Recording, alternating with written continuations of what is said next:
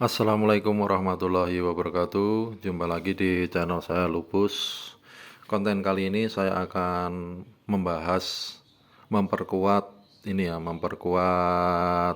Vario 125 KZR ya. Jadi Vario 125 KZR ini pelek bawaannya seperti ini. Dia velg racing tapi tidak tubeless. Bisa ditubles tapi aslinya itu bukan tubeless. Jadi velg racing ini bisa ditubles tapi aslinya bukan tubeless ya. Jadi pernah kejadian jam 12 malam itu saya bocor. Di jam-jam seperti itu kan bengkel jarang ada yang buka ya. Alhasil karena velgnya ini bukan tubeless, dia itu bannya lepas. Jadi maksudnya tidak ngunci jadi lepas, pengennya tuh bannya lepas. Alhasil pulang ke rumah itu dengan susah payah, pulang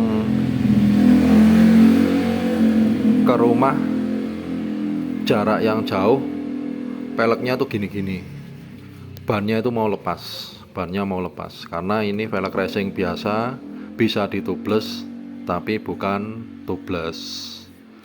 Kemudian kelemahan kedua ini kita fokus ke tromolnya ya.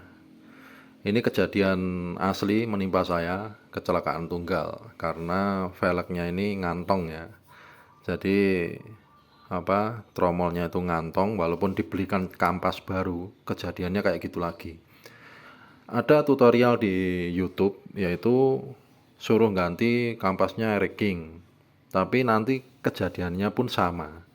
Yaitu ngantong lagi, remnya itu pagi ada, malam nggak ada, sehingga saya jatuh ya, karena ngantong ini, velgnya ngantong. Nah ini udah saya cakram sebenarnya,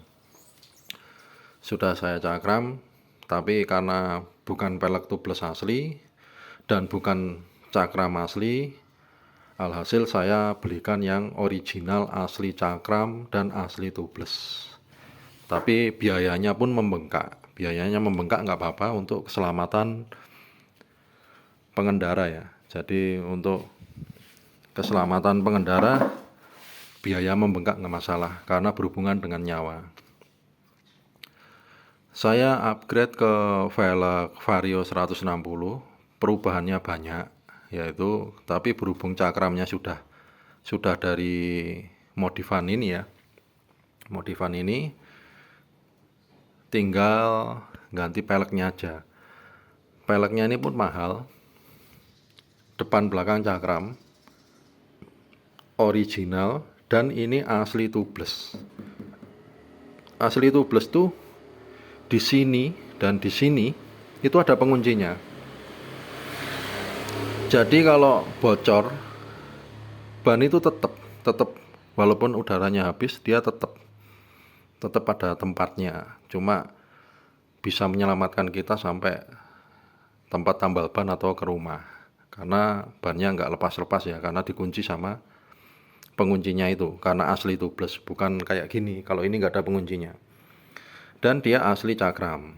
Untuk yang masalah tadi ya, masalah tromol tadi, dia asli cakram, cuma perubahannya banyak ya.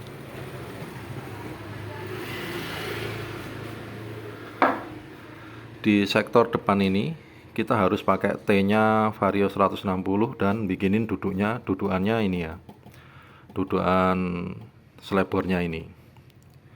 Kalau pakai T-nya Vario 125 KZR dia terlalu kecil, banyak ngakalinya dan agak ribet. Alhasil saya sekalian ribet sekali, yang sekalian susah saya ganti T-nya Vario 160, tapi bikin dudukan ini.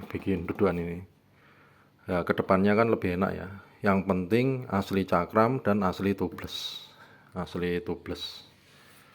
Ini motor udah menemani saya 2 tahun ya. Nah ini tanda-tanda kecelakaan saya, jatuh. Terus ini ya, kalau bahas Vario 125 itu saya beberkan semua ya kelemahannya ya. Lampunya ini kan lampu bohlam itu sering putus, reflektornya juga meleleh. Ini saya ganti AS 15 watt. Udah 2 tahun ini alhamdulillah aman. AS 15 watt. Untuk sektor remnya itu kiri pakai orinya NMAX, orinya Yamaha NMAX. Masih bisa ini, handremnya masih bisa dimodif ya. Nah ini handremnya masih bisa, dia masih bisa handrem. Kalau masternya, kabelnya di online shop banyak. Kalau ini masternya saya pakai motor Cina ya. Yang enak itu sebenarnya pistonnya satu. Kemudian motor ini itu udah dilengkapi alarmnya. Udah ada alarmnya dan udah ada kunci rahasianya.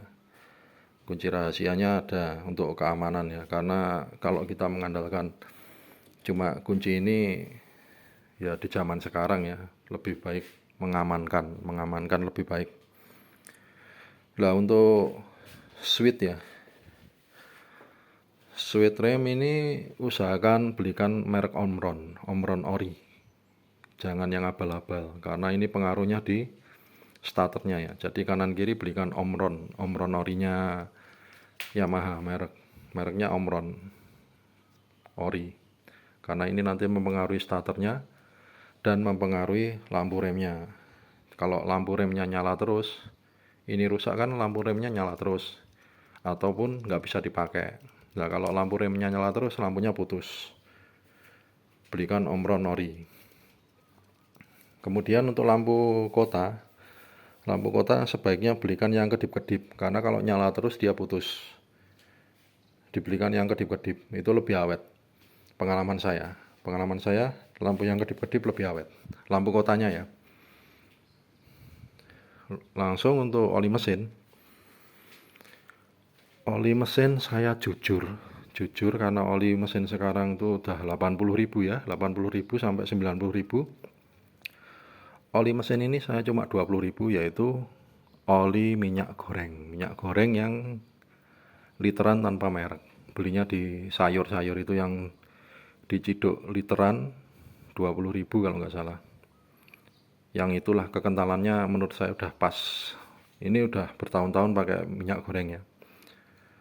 Awet-awet aja, nggak masalah. Oli minyak goreng dari gardan maupun mesin itu udah pakai minyak goreng semua. Saran saya kalau mau memasukkan pakai saringan teh yang rapat. Jadi minyak gorengnya dituang pakai saringan teh yang rapat. Sebenarnya ukurannya 0,8 ya, tapi saya masukin 1 liter untuk oli mesinnya, minyak goreng ya. Oli gardannya juga minyak goreng. Udah pakai bertahun-tahun, menghemat berapa persen itu. Tapi saya nggak menganjurkan kalau yang tidak percaya. Tapi kalau saya ini motor udah digunakan untuk ojek online, durability-nya ya kayak gitulah. Sampai sekarang masih enak, nggak ada asap, normal.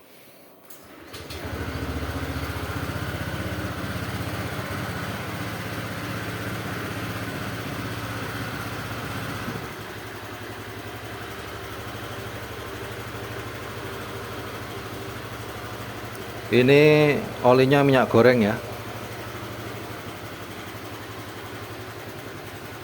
Karena motor ini vampir oli, jadi lebih baik setiap 3 bulan atau 4 bulan sekali dicek.